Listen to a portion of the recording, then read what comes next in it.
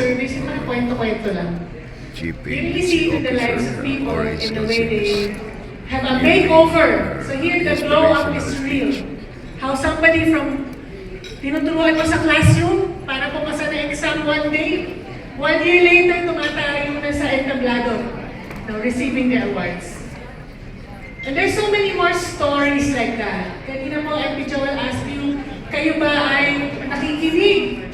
Are you good at listening? Are you good at asking questions? Are you good at sharing?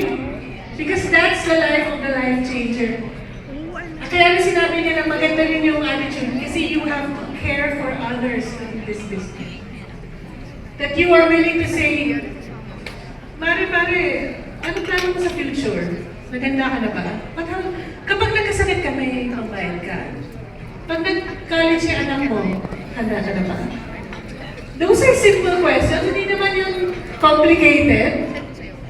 But it starts with that. Start by asking somebody about their plans for the future. Tingnan natin, test natin yung grupo. Hindi naman test, pero siguro some of a way of demonstrating. To all of you here in Dusit today, sino po ba dito ang matatapang?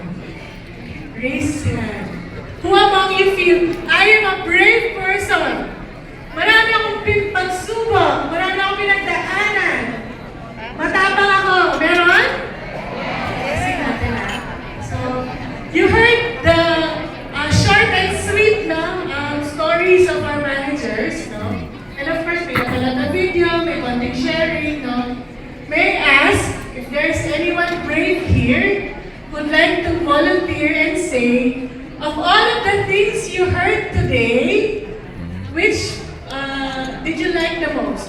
Nakarelate ka, or parang maaalala mo siya hanggang pag-uwi mo. Who wants to share?